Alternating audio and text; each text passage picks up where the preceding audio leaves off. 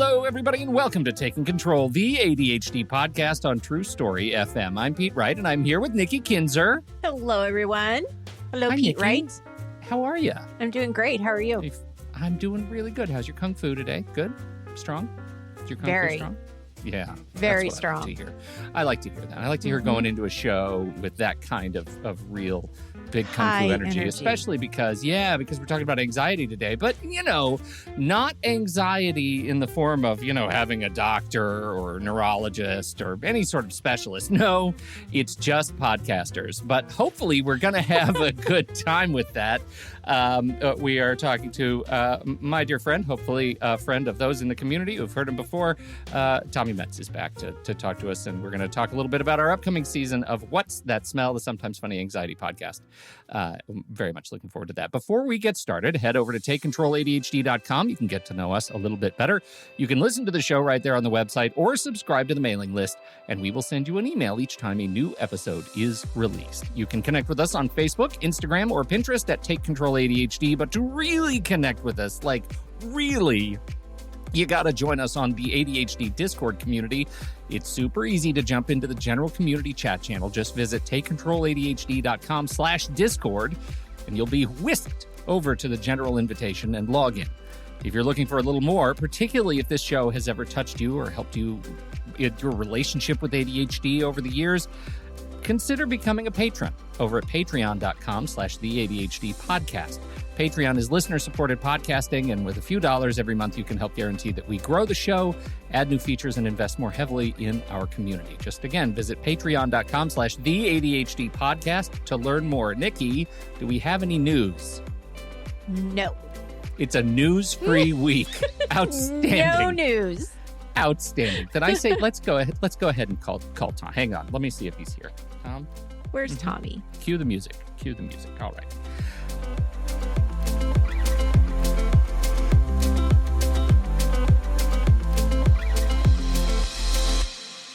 Tommy Metz, the third. Hello. Hi. I like that there's no news. I'm trying to think what's the opposite of extra. Right? Go back into your home. Nothing to see here. Nothing Yeah. to see here. Tommy Metz, the third. He's a filmmaker and storyteller in Los Angeles, California. He's directed the feature film 30 Nights, and his latest short, Static, is going to be playing in festivals starting next month, and it's dope scary and makes me sad. We'll talk more about that in a bit. He's also an anxiety-riddled mess and co-host of What's That Smell, a sometimes funny anxiety podcast about humans and their anxieties. He's here because he was dragged here in an effort to follow up on the last time he was here back in May of 2019. Hi, Tommy. Pre-COVID. Again. Wow. Yeah, I know. We were only since you've been here. talking about anxiety then. That's crazy. Exactly. Can you even imagine? Imagine a world. I feel our anxiety bubbled up and covered the entire world. Like we did that.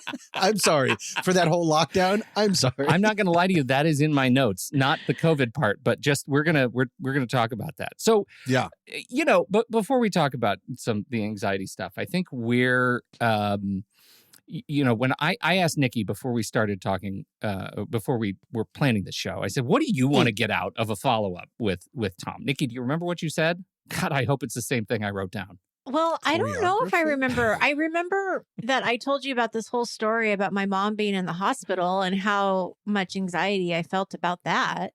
Is that what you're talking about? That was something for sure. Well, you said to me, I want to know about the Cannonball feeling when the anxiety, like the instant anxiety storm comes up and you get that feeling in your stomach where you just suddenly can't function. Yes. Does that ring a bell? This is a different story that I was telling you about. Yes. Yeah, we share anxiety stories. It's very depressing, really. Well, but, you should give us an update too. Like, what is your experience with anxiety too? Just to get the people right. Well, I know what you're talking about now. So there was a moment where I was sitting in my chair that I sit in the living room, and my daughter was with me, and we were watching TV, and I just had this feeling, and I even said it out loud. I'm like, I have this anxious feeling in my stomach. I don't know where it's coming from. What am I anxious about? But I just knew it was there because it was just this knot in my stomach and I could feel it. I was uncomfortable and I was annoyed because I couldn't pinpoint why I was feeling that way at that moment. And it came on pretty suddenly. Like it was just like all of a sudden I'm triggered by something. That's what we were talking about. And this took me back to connect it to our ADHD discussions. It took me back to James Ochoa, our dear friend of the show. I know we've been emailing with him, trying to bring him back. But he came and introduced us to this concept of the emotional storms of ADHD. And his legendary storm, just so we're all on the same page, was when he'd released his audiobook and it had been out in Audible for 4 years, but he'd never read the comments. That's right. So he didn't know. He discovered on one day that everybody was telling him, dude, you narrated your audiobook and read all the punctuation as if he was using dictation. And so he'd be, welcome to the emotional storms with James Ochoa, period. I wrote this book because, comma, for many reasons, comma. And that was the experience. He didn't know that had happened because he'd never gone back and read any of the complaint comments. And so all at once, he was just overwhelmed with that feeling, that emotional storm, right? Huge.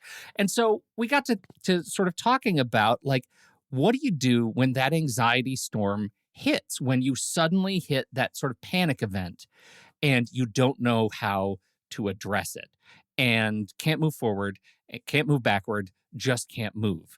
And that's what, Tom, I introduced you to last night, and you started making notes so furiously that you stopped speaking to me. So I wonder if we can... I turned into the serial killer from Seven. Those that have the video, I'm just writing in symbols. Very small handwriting. Yeah. What do you think? How's this hit you right now? And I know you've been doing a 7-season anxiety podcast, and so maybe it's all fixed. Maybe you don't really relate to that anymore. I fixed it. Now when I'm in therapy, we're mainly working on her problems. No. I actually just really went through something, an exact Cannonball or anxiety storm involving the short film that you mentioned. It was the first time that I've ever really made a horror thriller short, and it's a very different set of skills, audio-wise, pacing-wise, everything. And I was also going to edit it, and I'm always extremely excited about editing something until it's time to, edit something.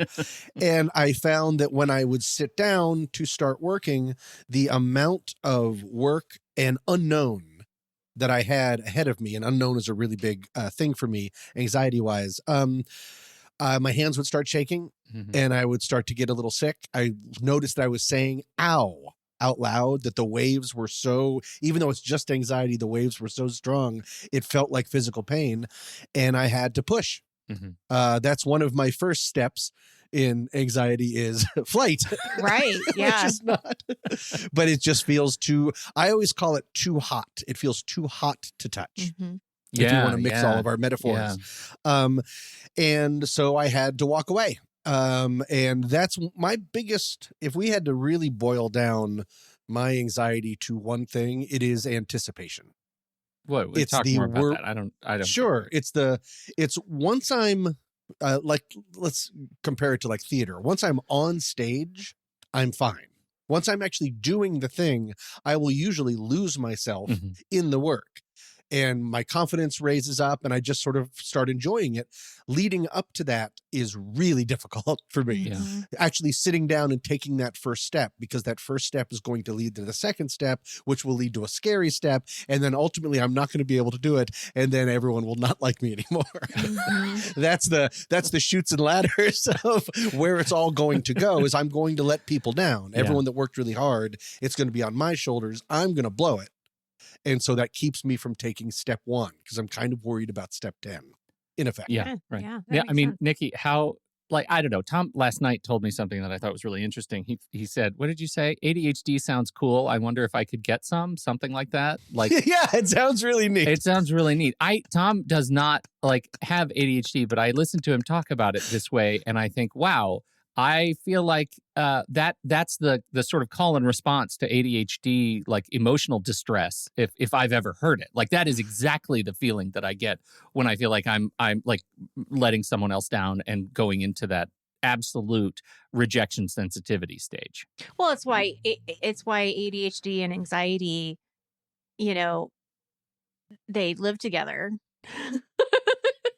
they're and depression comes in terrible too, roommates. right? Oh, Yeah. yeah. So three's you coming. also He have lives this under your depression. bed. Yeah. But that's weird. He has his own bed, right. but he's always under yours. It's so weird. Yeah. But I think that's why you see those three so connected, is because one can affect the other. And it's also why a lot of people don't get diagnosed with ADHD. They get diagnosed with anxiety and depression first, because they, sometimes doctors will think that it's let's see if this work or if this helps if we treat this. But if they miss the ADHD when they do have ADHD, treating depression and anxiety doesn't really help the ADHD. So the ADHD still gets it's still out of control. So it's just a huge mess.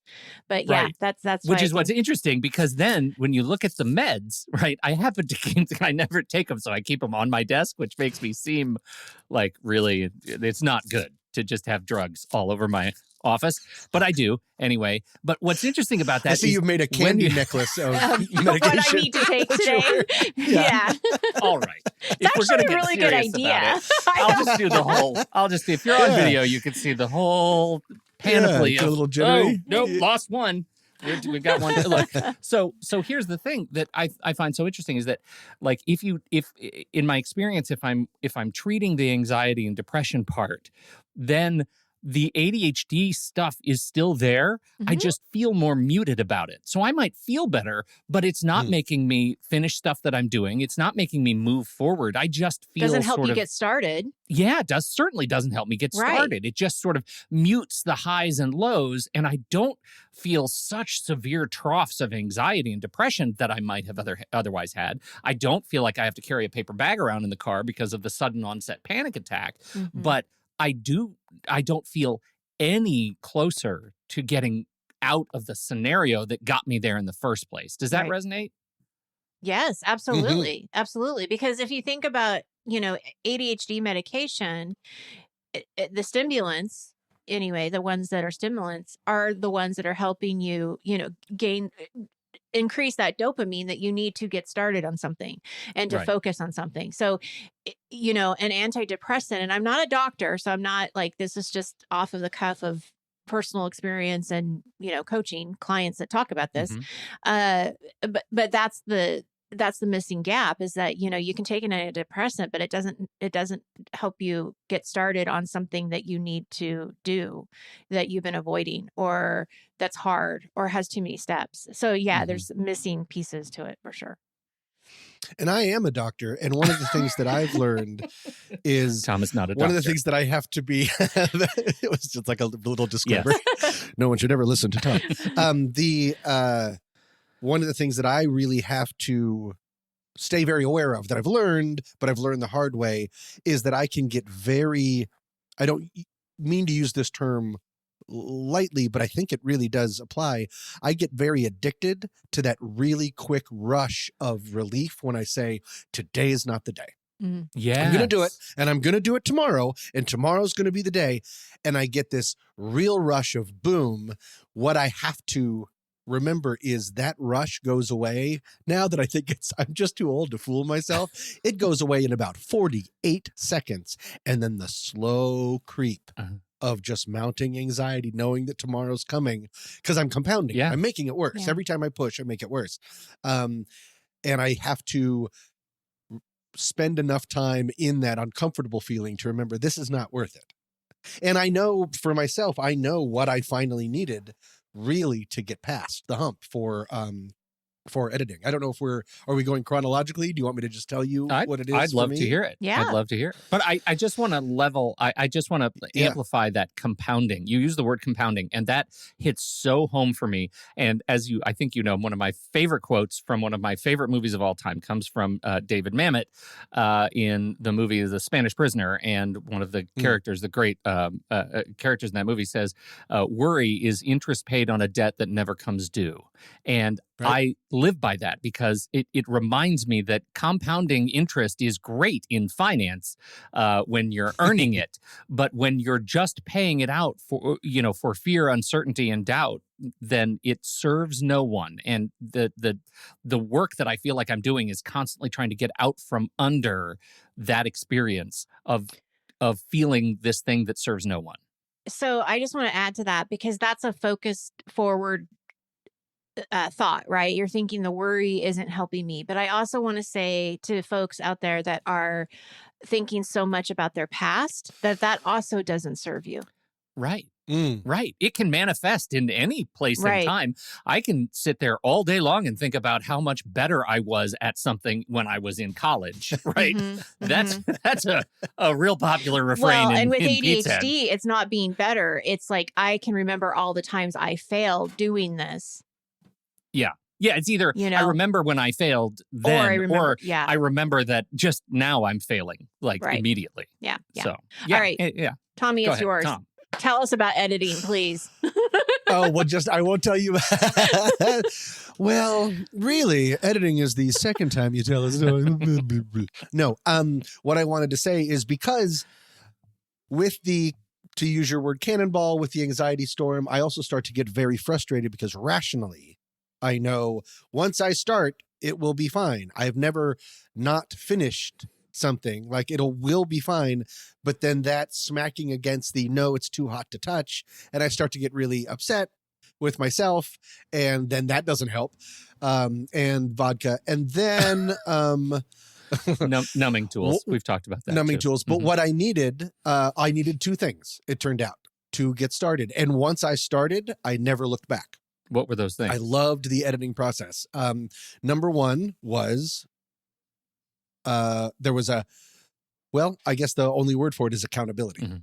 I reached out to a friend who is also an editor, and I said, I don't want you to come edit my movie. I want you to come over to my apartment for half an hour and sit and watch me edit this one scene.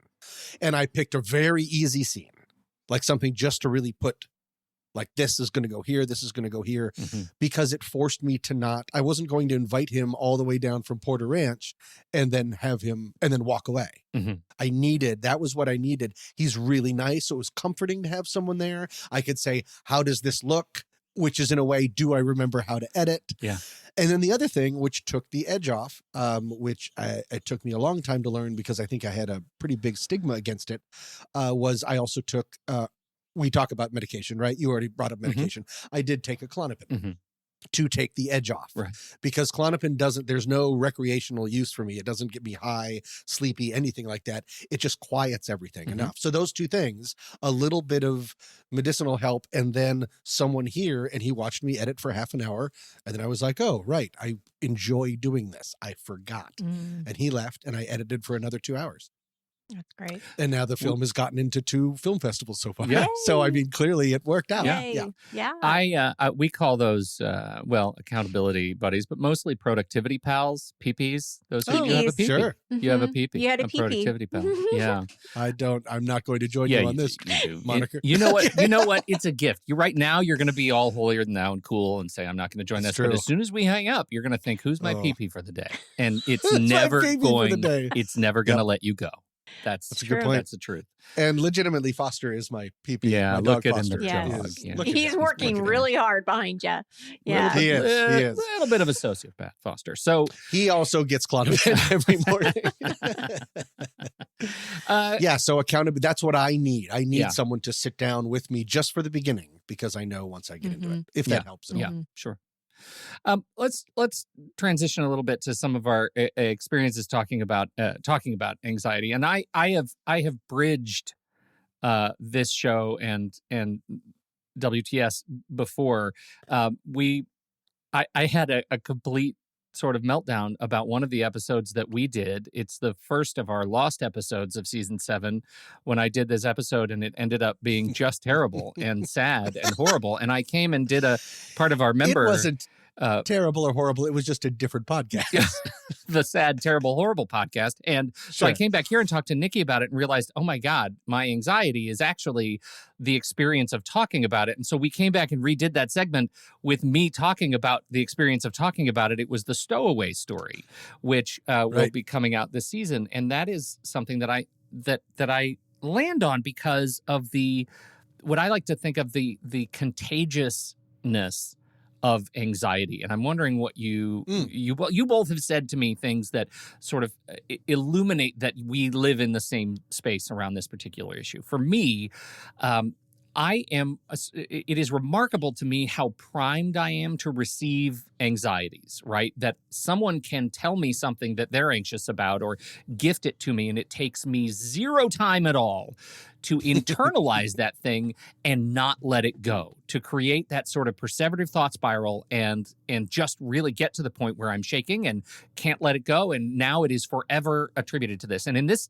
specific example, it was the story of kids and people who are escaping very horrible things, and they do so by climbing up the wheels and hiding in the wheel wells of airplanes while they fly long distances, and many of them die. And I did this episode with Tom, and it was a train wreck, because by the end, all I could think about was sad stuff, and we are never releasing that version of it. Then I came and talked to Nikki, and Nikki, you said the same thing, that you have to turn off news because it's so easy for you to personalize other people's fears and anxiety. Talk about that. Oh, it just happened the other day. My daughter was talking about a friend of hers and some things that happened to her when she was younger, some abuse stuff. Yeah. And she started to I could tell she was going to start to explain what happened. And I said, no, I can't. No, don't even tell me. Like, I don't want to know. Like, I'm really sorry. But I don't need to know the specifics because it's too much. It's too much, because I either put myself in that position, like it happened to me, or I look at it and I see it happening to my daughter, and that's worse. Mm-hmm. Like, I just can't deal with it. So, yeah. And it happens all the time, actually, Pete, because I don't remember what my husband said today, but he started to tell me about a story. Oh, I know what it was. And it's so random. So I drink out of this cup. I have water in this cup every day. This is what I fill up, right? Mm-hmm. And it's a metal straw. And I did it this morning. And Brad said, oh, well, make sure you don't fall when you're drinking the water. Because did you hear about that little boy? And I'm like, I don't need to know anything else. Oh, God. Yeah. Did you hear about that little boy? Full stop. With a metal straw. I don't know what that is, but I can. It's already there. I don't know the rest of the story, there. Tommy, because I didn't ask. I just know it's bad.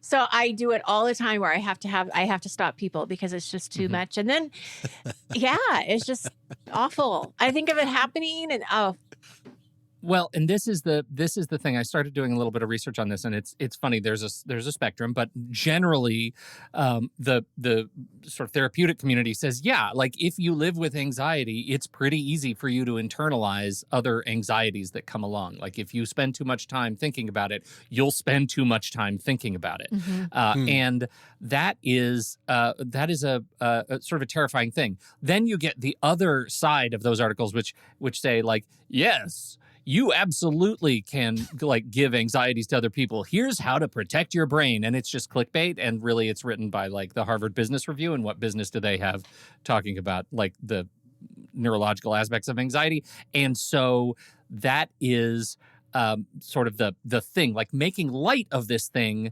that we do live with when we live with anxiety. Like this little boy's straw story is, I don't even care what the real story is. I'm not going to sleep as well tonight now that I have that somewhere in my head. And it's just the reality. It's around every corner. It could be anything that I could see that could just trigger it. So I don't know, Tom, I've been talking too much. What do you have this? I have, maybe not as a raw nerve as both of you are, but I definitely live in a world of I'm afraid of things that I call it unsee, but can't unthink. So I'm very susceptible to anything about animals being hurt, anything about children being hurt that digs in. And I start to not, and then should I? No, that's dumb. Yeah, I'll do it. And then I have this weird, we've talked about it on WTS, but I have weird moments. I mean, I watch horror movies all the time, so it's not like I'm a precious little person, but I have weird moments of over empathy. Yes. And what I'm talking about is Trash Dog, that I walked by a dumpster and there was a dog stuffed animal sticking out of it. And maybe it's because of the movies Toy Story. I don't know. But either way, he lives with me now. that was years ago. I had to take, because I was like, I walked by and I was like, am I going to be thinking about him when I try to go to sleep? Yeah.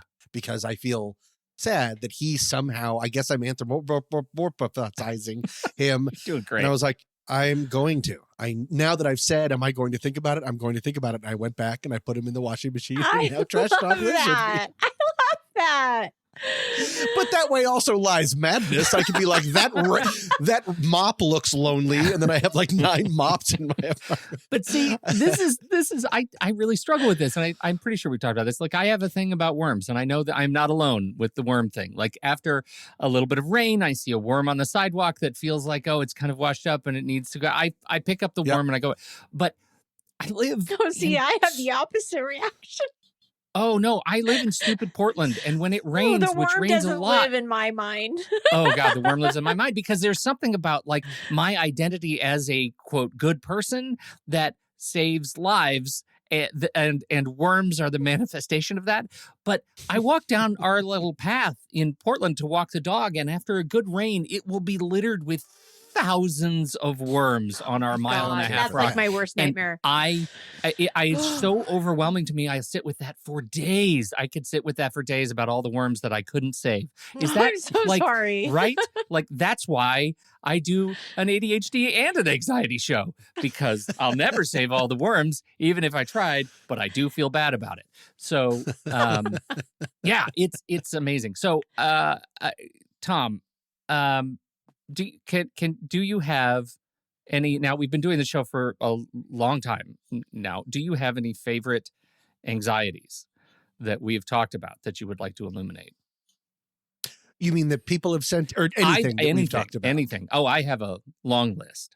Do you? Yeah. I mean, right off the bat, it's my least favorite thing in the entire world. And I'm just, the only reason I bring it up, because I've talked about it ad nauseum, is that I have made no progress in getting rid of it. Of course, is my, because it's an anxiety, but it has crossed the genre into phobia. Yeah. Is my phobia of ants. Yeah. I have a deep fear of ants, and I know now what I do. Someone was able to point out to me, because I just recently went camping and there was a whole ant problem at one point. Is it that ants live in the wild and you found them there and you were that insulted? I moved into their house and I was like, ooh. Right. No, I have like these physical manifestations that I don't know that I'm doing, and the psychosomatic of it lasts for an hour or something. So it's my least favorite because it's fascinating to me that I have made no progress in 46 years about becoming less afraid. You know what's interesting to me about that is that I feel sorry for you, Tommy, and I'll tell you why. Oh, yeah. Because ants because Nikki are something. sleeps in a bed of ants every night, and it's so comfortable. No. Sorry, But- Tom. Magic fingers. But I understand the phobia because I have that around snakes. And I think about like Sure. ants, why I feel bad for you is that ants are things that you can actually will see you could potentially see every day anywhere you are. Like it does, Right. they could be Oh, anywhere, I see. Tommy. Versus snakes. If you're seeing snakes every day, move. And everywhere. Yeah. Like that, like at least mine is a little bit more like controlled. Like, I mean, granted, we have little gardener snakes sometimes and I freak out. But even that I don't see very often. Like I don't, you know what I mean? So I feel bad because that's like something that you just could easily run into. And like my phobia and kind of anxiety, it would be pretty hard to just always run into it. So anyway, I'm just giving you some, empathy. I appreciate it. And also, snakes are kind of cool to be afraid of. I don't know. If Like it's cool. snakes, spiders are more of like a traditional. Yeah. Sure, I get it. Yeah. Ants, I have yet to run into someone else that is like, oh yeah, ants. I have to move. I have to brush off my legs, and then I'm itching my All the arms for the time, next 20 yeah. minutes. Yeah. I have never met any. Oh, I've never said that out loud. I've never met another person. Does that make me a special flower or the loneliest boy in the world? You're a special flower. I don't know. You're a special flower. Yeah, thank you. We'll go with special Mhm. flower. Yeah. What about you, Pete? Well, we've talked about, just on the theme of creepy crawlies, we've talked about lice. That was actually a listener submission. Oh, right. Somebody wrote in, and that was a horrifying conversation. Yep. But the ones that I think are some of my favorites are the ones that deal with social anxieties and the way we interact with one another and the things that people are afraid of. Things that I'm okay with now, like heart emojis. It's so funny how that is kind of somebody wrote in and told us that they were terrified of how they interacted with their boss because they sent a heart emoji that was purple, and they read only after the fact that a purple heart meant that either you wanted a raise and you were greedy, or you were very, very horny. And they ended up like totally perseverating on this point. Like they couldn't let it go that they'd sent that to their boss. And I had no idea there was such a thing of color. There is a meaning behind the color. Something. Yeah. It also has been went through a whole list. Oh, there's a huge list. Yeah. Oh, because I'll have to microcultures and we'll have to put that in the communities- show notes because that's very interesting.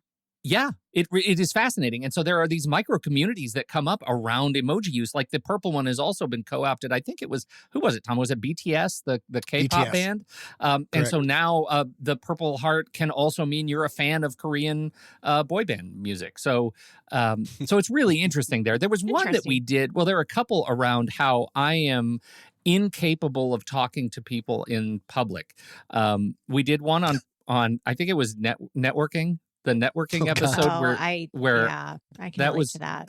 It was horrible. And you sort of helped me create a little, like, discover my inner, like, alpha networker. And it was a disquieting conversation.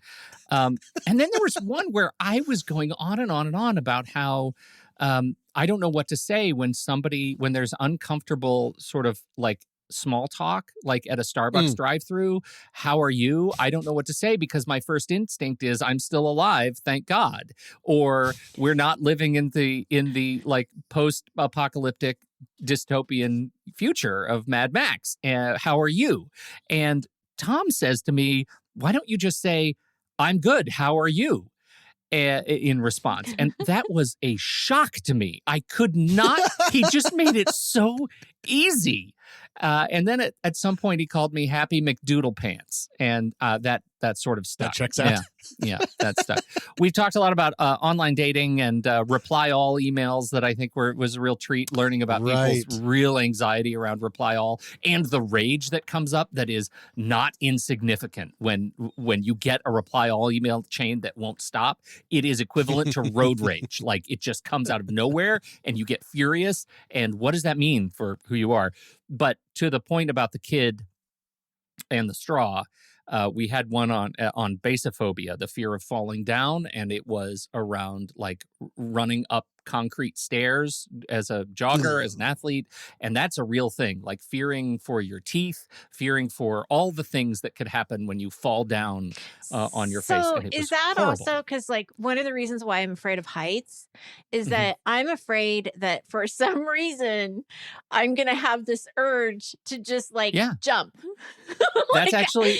And not we because we have talked about that one. Yeah. Like I am so worried about like even like in the hotel, like if you're in a hotel and there's a balcony, there's this fear that I'm just all of a sudden gonna like decide to fall. I don't know. What is that all about? We talked about that. I think that was back in our first season. Like it was because that's a legit thing. And it turns out there is a percentage of the population that absolutely feels that when they run into a high place, that there is going to be the urge of what if I jump off? Like what if like what's going to happen? Yeah, like what what's am I going to land on? Like I did that when I was in Hawaii. On a car? I'm like, so if I fell for some reason, this is where I would fall. I wonder if I would die. You know, I mean, it's just, it's a crazy thought process. And it happens so fast. Part of it comes down to, I think we found out in our research, part of it comes down to a perverse version of control. Yeah.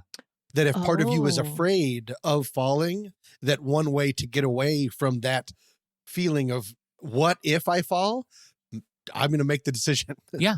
Not to fall. I'm going to fall.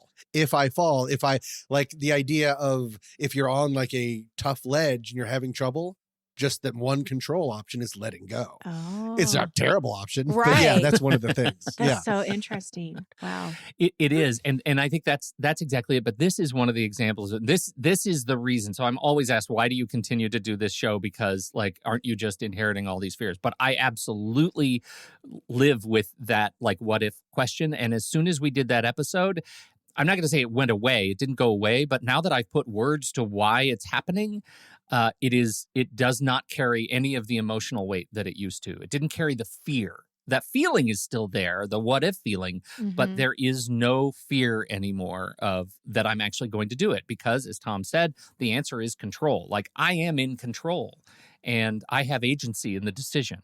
And the fact that 35% of the population lives with this, it's a genetic thing, right? It's a thing like, you know how some people hate broccoli, like the taste of broccoli is terrible. Isn't that the thing? Or cilantro, like you eat cilantro. Yeah. Right. So, it's like that. Like there's a percentage that has this genetic thing, this trigger around heights and that, you know, once you kind of have words to describe it, for me at least, it took away, it deflated the anxiety around it. So that's why, like, I feel like we keep talking about these things because it helps to talk about these things. Yeah, it helps right. to figure out what other people are saying about these things. And so that's, and then we talk about shows like High School Reunion. We did a whole episode on High School Reunion. Somebody I submitted avoid it. those. That was a delight. Yeah. I think that was ultimately our advice is, don't go to your high school reunion. Avoid it. Never been to one. We have, I mentioned earlier that season 7 is coming. Season 7, this congratulations, you guys. right? We got a trailer coming up. So It's how many super years fun. is this then? Like, did you start in 2019? I can't remember. No, we had started earlier? when we talked in 2019. We were going into season 3. Oh, okay, And gosh. so We waited way and so- too long to have you guys on. We should have had you on season 1, season 3, and season 7. But the problem is, Nikki, I was terrified of anybody finding out we were doing this podcast. I thought it would make us seem like weirdos. So it took 3 seasons to actually to feel confident about talking about it, about your anxiety podcast. Yeah, That totally makes, exactly. that's perfect. I love it. We have a couple of episodes in the can already. Tom, is there anything you're really excited about, like previewing? Do you even remember what we've recorded already? I don't. I'm not sure that you do based on that silence. I really like a nice tabula rasa. As soon as the podcast turns out, I just power down. No, it's really every season. I mean, it's of course it's a podcast about anxiety. Are we going to have enough to talk about? Is this still going to work? And there's always a little bit of, again, anticipation anxiety for when we start. And it started off gangbusters. It felt exactly like old times. And it's always such a wonderful experience. Our first episode, we've got a COVID anxiety update from Tom. And I bring to the table anxiety about face mites. So I might include a little... I might include a little preview if you are interested in a little bit of episode 1 that is on the way for next season of What's That Smell. So anything else that I've missed? Nikki, do you have anything you want to talk about? No, this is great. I'm so glad that you guys are here. And Tommy, you made it here as a guest. Love it. We'll have to have you come back because this is great. We'll see you in I love 5 talking years. about anxiety and having like laughter around it. It just makes it feel lighter. So I appreciate what you guys do. That's hopefully, that's the What's That Smell That's promise. right. For the most part. That and stowaways. Hooray! We're going to talk about that a lot. And now you're going to talk about little boys and metal straws. Oh, God, I can't. So much to talk about, Tommy. You are not going to run out of topics. No. Exactly. So, Tom, we pitched Static. That's the name of your film, but nobody can see it yet because it's still going into the festivals, right? Like festivals, correct? We're not telling anybody yet. But what are the first 2 festivals? It's got one in Los Angeles, one in Chicago. Correct. We're in Screamfest LA, and then which is the longest running horror film festival in America, and then we just got into the Atlanta Horror Film Festival. Okay. Both of those are going to be in October, and we're just waiting to hear back from others. But so far, we're 2 for 2, which is very thrilling. Awesome. Well, if you're in Congratulations. Atlanta or Los Angeles, look for those festivals. Go see Tom's new film, and of course, Melissa already posted the link to 30 Nights website, 30nightsmovie.com. If you haven't seen it yet, it's super fun, and so. That's that. Thank you Thomas, as always, appreciate you. An absolute pleasure. Thank you so much for having me. All right. Thank you, everybody, for downloading and listening to this show. Thank you all for your time and your attention. Don't forget, if you have something to contribute on this conversation, we're going to head over to the Show Talk channel, which is in our Discord server, and you can join us right there by becoming a supporting member at the deluxe level or better. On behalf of Tommy Metz and Nikki Kinzer, I'm Pete Wright. We'll see you right back here next week on Taking Control, the ADHD podcast.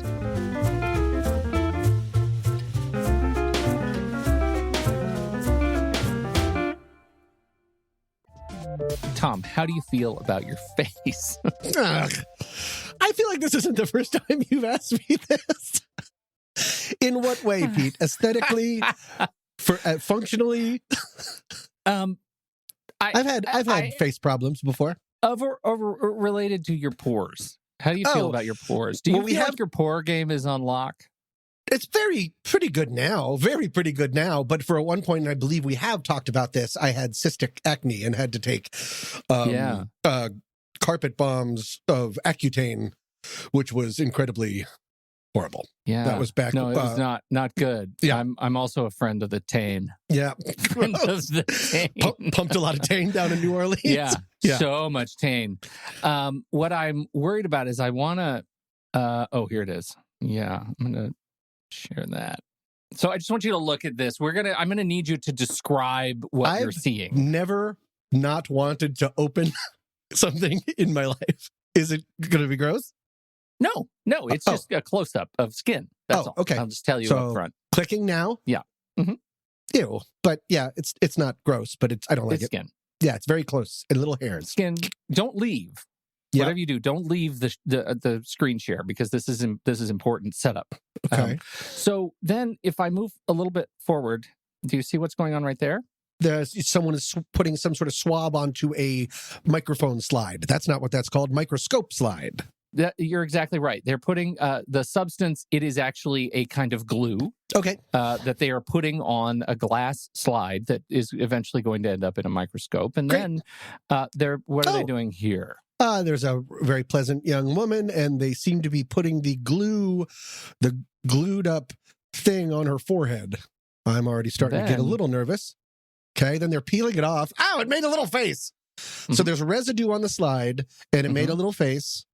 And it's like a smiley face. Isn't that cute? It is kind of now, like. What do you imagine that comes up in that slide, the smiley face of residue that is now on the microscope slide? Maybe a little bit of like grease and like dead skin cells or something, maybe. Mm-hmm. Yeah, I think that's it. Oh, we got, what? Mm-hmm. We got lips. Oh, ew. There we are. Wait, is this of the slide? Now we're going in tight to a person or the slide? This is the skin. Why would you go so fast? What is that? That's a moving thing. It's a moving thing. It's a critter. It looks like a cell, but it looks like it's a cell that's on the end of a tree branch. This is skin still? It is a face mite. Come on, a face mite. Demodex folliculorum. Demodex folliculorum. Oh, thanks, Mario. This is a face mite, and this lives on your face. And this is the thing that bugs me. My wife said this to me without comment. That was pretty good. If you missed it, I don't want to go back, but I'll just say I said it bugs me, and Tom said literally under his breath, and I just want that out there that it was pretty good. You're welcome, comrade. These creatures live on your face, and they are actually, Tom, they're arachnids. They are related to face spiders, ticks. They live in your face. They live in your face. What do they do? Are they protecting me? So here's the thing that's confusing about face mites is that you say that they are why would we want these things living on our face? You're right. They all live on our face, like they're in there, but they are not parasites, right? They don't actually cause any harm. They are they're considered commensalist relationships with their human hosts rather than parasites or parasitic relationships. Commensalist, is that like parallel play? Like they're just doing their thing and they happen to be on my forehead? Yeah, it's like symbiotic, right? It's that members of one species gain benefits while those of the other species gain no benefits nor harm, right? So we're not getting anything from this. Okay. We're not getting anything from the face mites, but the face mites actually live in our pores, and they eat and digest the sebum that live in our follicles. The sebum is not alive; it's like an oil that they eat and digest. And so they're like living Clearasil. Clearasil with a face.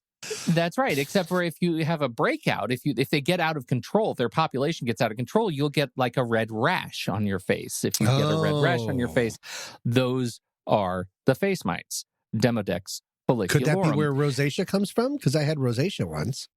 I don't know. actually know the answer to that question. But I do know that they live face down inside your hair follicles, and they nestle up against the shaft of the hair where you can't actually see them. And they are creepy crawlies. I don't like them. And so let's see. I'm going to scrub forward just a little bit. Oh, there's a friendly person that's that looking same lady. at them. Here they are. Slide forehead lady turns out to be the There doctor. we go. The doctor was a woman the whole time.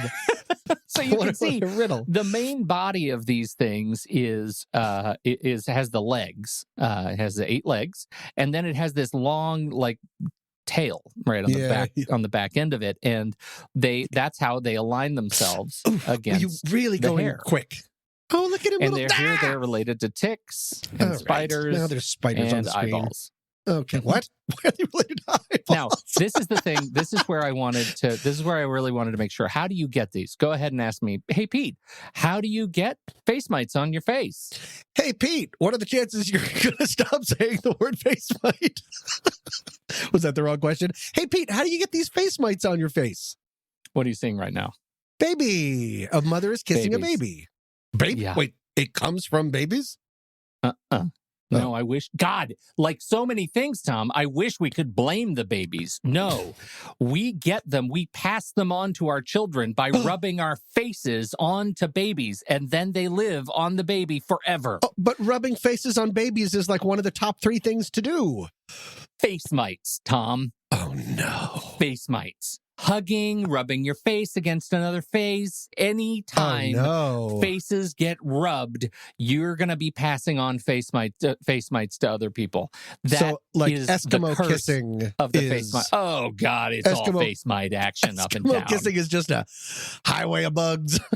I feel like the face mites have built like a little plank off of the nose. They're like, oh, I'm just going to jump onto the nose. Right. They're just ready. It's like a hot lane. This movie writes itself. Is what I'm telling you. Oh, we're back to bugs. So this is you can kind of get a picture. They're living. I'm showing Tom now a diagram. Tom, would you like to try to describe the diagram, the animation here? Sure. So first, I'm feeling a little woozy and out of breath and lightheaded. I don't feel good. Lunch is for sure out the window. No, it's like a cartoon of a really close up of a hair cell coming out of skin, and then there's face bugs sort of inside eating the yellow. The sebum. That yellow is the sebum. They're up against the follicle, and you can see the hair emerging from the skin. But what I love the most is the little wiggly tails coming out of the follicles, and then they come out at night, and that's when they like mate, and then they go back in and lay their eggs inside your skin. What? Yeah. This just dialed up. Yeah. They're laying. Tom, I've been thinking about this. Don't make it move. Since like March, when my wife sent this to me. Like, I can't let go of this. What's wrong with your marriage? They don't actually seem to have an anus of any sort. It is, if anything, rudimentary. I think they just eat the sebum and it becomes a part of them, and that's it. I don't know how they get. That's how they process. Where God like drew the line. Persistent. Yeah. They're eating on your face, and you give them to babies, but they don't have butts. Great restraint. Science. God. So that's the face mite, the mite that lives on your face. And this gets into... And it doesn't do anything for us, though. Even though it's eating oil, I thought that would be beneficial. And every time that I wash my face, is it like a face mite holocaust? Can you wash them off? I guess you wash them off, but And then clearly I run not all outside of them. and touch a baby? Oh boy. Because babies are always there, ready to take your face mites and then I guess give it back, because babies are a real face rub central. Like everybody's rubbing the same baby. And in the era of COVID, I think we're more aware. We've already been told, I think you should probably not be rubbing your face on babies just as much as you should not be licking anything, let alone movie screens and Magic 8 balls. From now on, every time I meet a new baby, I'm going to wipe it down like I used to do to my groceries in the beginning of the pandemic, sort of vaguely and wondering if it's doing anything. I always have my little Purell wipe right here. I've never opened it. It got it at some kind of a thing, and I always keep it here just in case. But in case of what? Now I know it's in case of face mites. Look, here's the thing. Looking at your mites, researchers can usually tell something about your geographical ancestry, like what part of the world your ancestors come from, because of your mites on your face. Face mites are definitely the species of animal that we have the closest connection with as humans, even though most of us don't know about them or ever see one in our lifetime. We still have this very ancient and intimate relationship, and it seems clear that we've had these face mite species with us for all of human history. They are as old as our species, as old as Homo sapien. That's like the grossest chicken and the egg thing I've ever heard of. Like that chicken sucks and that egg sucks. That sucks. Everything sucks about this experience. Yeah. That's what I'm telling you. So there is this, we've been hearing a lot about we've talked about it before, about the fact that we as human beings are made up of just a bazillion pounds of like other species. Things hanging out. Yeah. Guts and bacteria and all this stuff hanging out. And here's one that's actually a face spider living in my pores. And it is a perseverative thought spiral, Tom. I can't let go of it. And I had to give it to you. I think about face mites every time I look in the mirror. I'm brushing my teeth. I have to turn around. I can't look at myself anymore. But is it like the movie It Follows? Now that you've told me, can you go on and live your life? And I have to. I hope so. That's the Ring. Reason. I have to teach someone else about face mites, and on it goes, and on it goes. I hope to God that's true, because I need rid of it. I don't care for face mites. I don't. No. I think there are all kinds of anxieties that are related to, disease, bugs, infections, those sorts of things. I haven't seen one that is a specific anxiety for face mites, but there should probably be one. Should we make one up? Yes. Fasce, visage, spider. It's got to be a phobia. Like, oh, yeah, good point. What did I call them? Demodex follicularum. So, right. Demodex folliculophasophobia. I like that. It's so easy to remember. What a tongue roller. Boy, oh boy. Does this mean that we should be going around pinching people's cheeks like grandmothers used to do? Well, they don't live in your thumb and finger, I don't think. But I think you're giving them a little squish. You're right. Right. This is like the they live of well, no, that would mean we put on sunglasses and we could see everybody's face mites. And then go squeeze them. Oh, God. Does this okay? How did you end up in jail, Tom? It's a long story. So when you're a kid and you go in the bathroom and you have a little zit and you pop it and it pops. Ew. Now, what are you going to think? You just destroyed a face mite that was in your pores. Well, what if we can train our face mites to do that? Oh, my goodness. Oh, if you could train your face mites. You're going to face mite flea circus. I am absolutely. Right, I'm going to be like that old guy from Jurassic Park. And that's how I start my entire park. And then my face mites immediately breach the security zone and eat all the tourists. Welcome to Follicularum Park. And it's just really small sounds. Where's that coming from? Oh, my nose.